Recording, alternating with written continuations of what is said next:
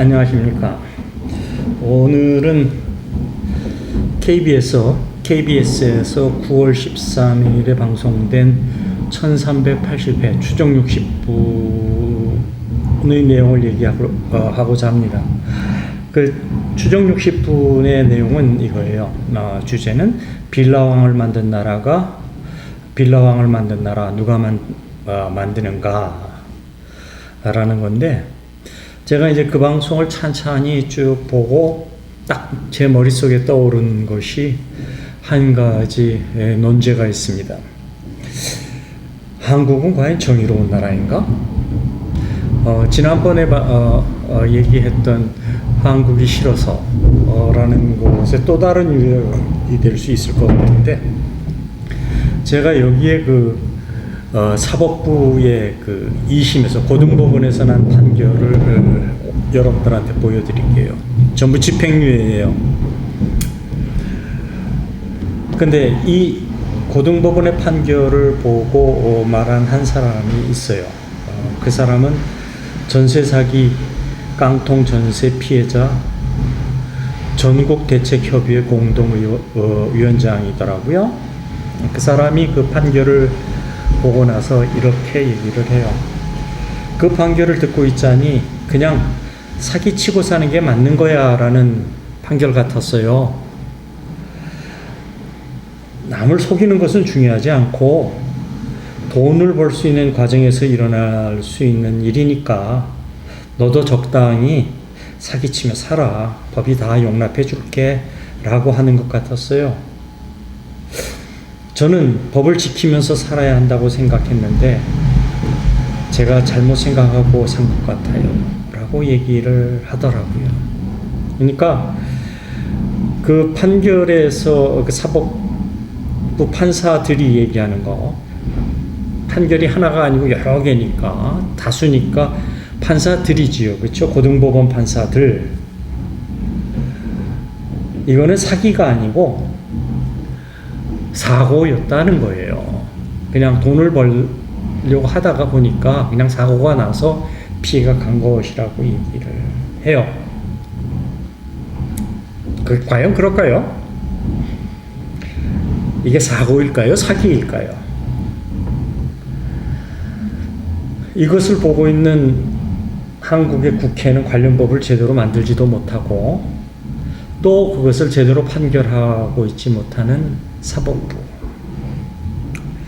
이것을 보도하고 있는 방송국은 국가의 책임이라고 합니다. 뭉뚱그려서 얘기하면 국가의 책임이겠죠. 그럼 구체적으로 누구의 책임이에요? 입법부와 사법부의 책임 아니에요? 그걸 국가의 책임이라고 뭉뚱그려서 결론을 내리는 방송국이나 언론들, 몇몇 사람의 잘못으로 인해서 수천 명이 피해를 보고 또는 만 명에 이르는 사람들이 피해를 보고 억울해하고 가슴을 치게 하는 사회, 그들의 삶을 벼랑 끝으로 몰아넣는 사회, 그것을 일으킨 사람들을 제대로 처벌하지 않는 사회, 참 답답하더라고요. 제가 왜 이런 것에 관심이 많냐면은, 제가 이제 1년에 몇 개월은 한국에 가서 살 생각을 지금 하고 장소도 물색하고 그러고 있는데, 이런 걸 보면 무서워요. 한국이라는 사회가.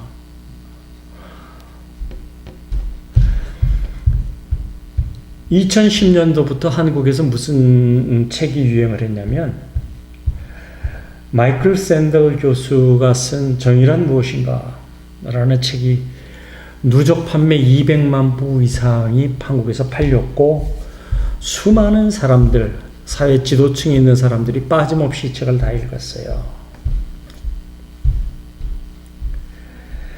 이 책에서 얘기하고 있는 것은 정의는 무엇이냐? 윤리, 합리성, 법률, 자연법, 종교, 공정함, 그리고 균등함. 그런 것들이 선포된 윤리의 유비에 따른 처벌을 바탕에 두고, 벌을 바탕에 두고 내리는 도덕적인 오름의 개념이다.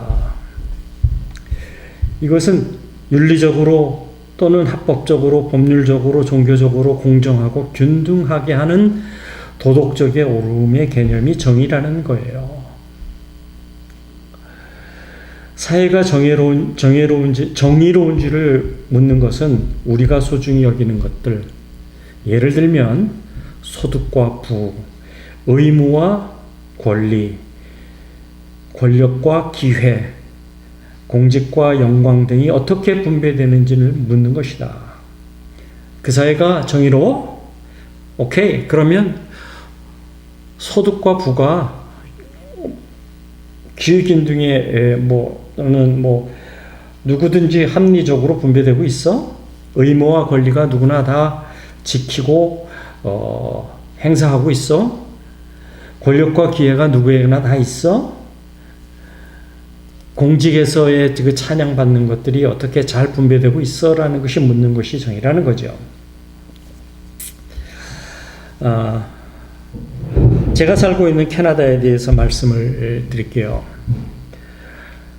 캐나다에서 전문직이 되려면, 다시 말해서 의사, 지금 한국에서 많은 의사, 법률가, 변호사, 판사, 검사, 그 다음에 기술사, 이런 사회 지도층이 되려고 하는 사람들이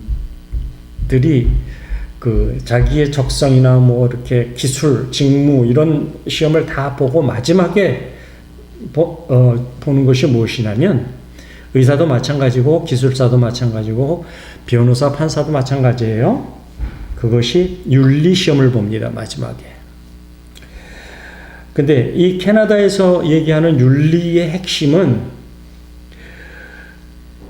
유틸리타리즘이라는, 조금 어렵죠?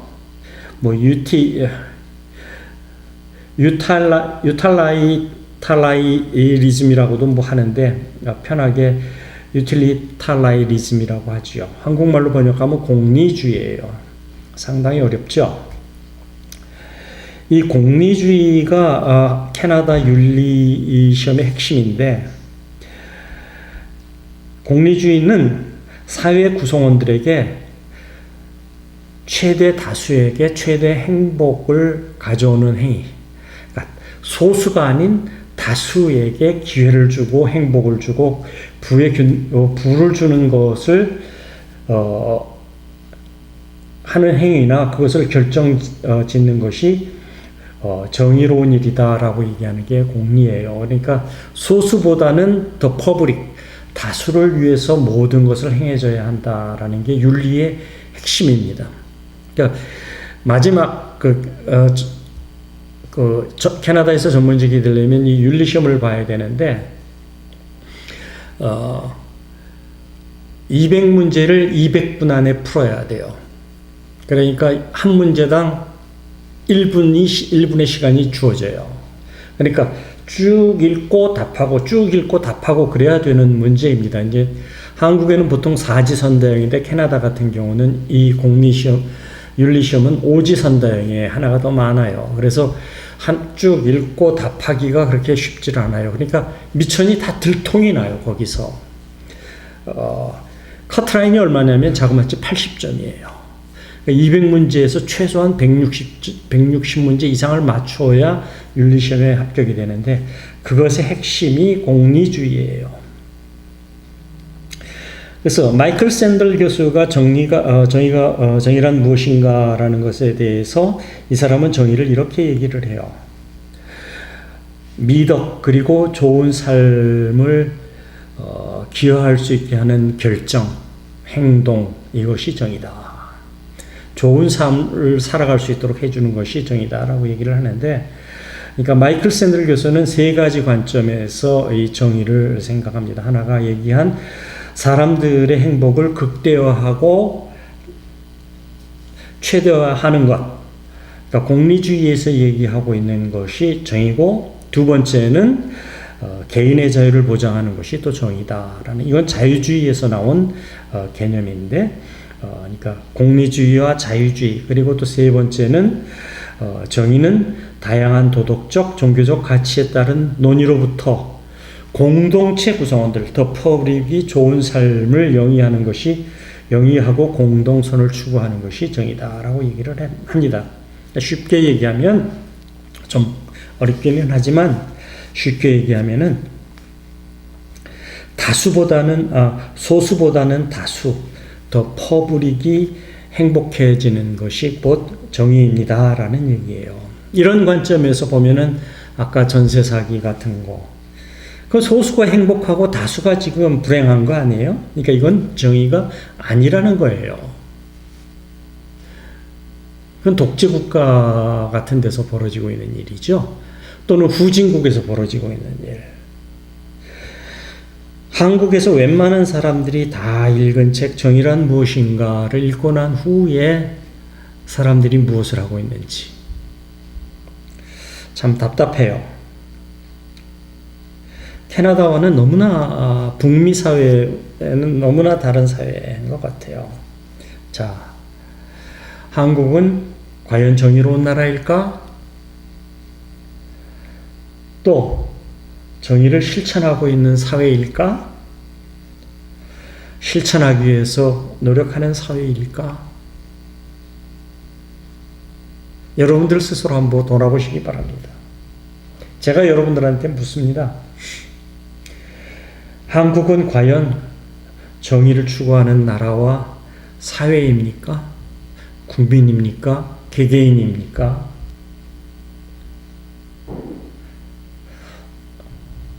한번 여러분과 곰곰이 생각해 보시기 바랍니다. 상당히 불행한 일이에요. 정의가 제대로 실현되고 있지 않은 사회를 보여주는 영화가 하나 있어요. 제 마음속에 이제 나오는 게 원소라는 영화가 있는데, 그게 이제 한 사회를 갔어요. 주인공이 갔는데 거기는 정의보다는 개인들의 삶을 우선시하는 사회가 나타납니다.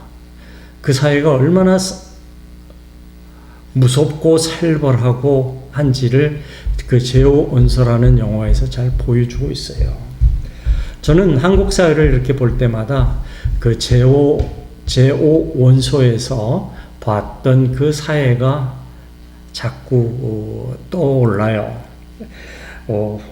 오늘의 이 전세 사기를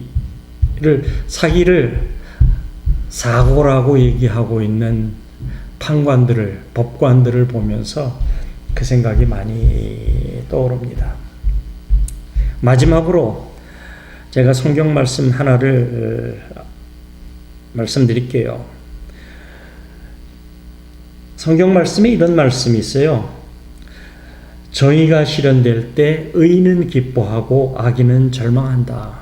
잠언 21장 15절에 나오는 말씀인데, 이 얘기를 뒤집어서 얘기하면 정의가 실현되지 않는 사회는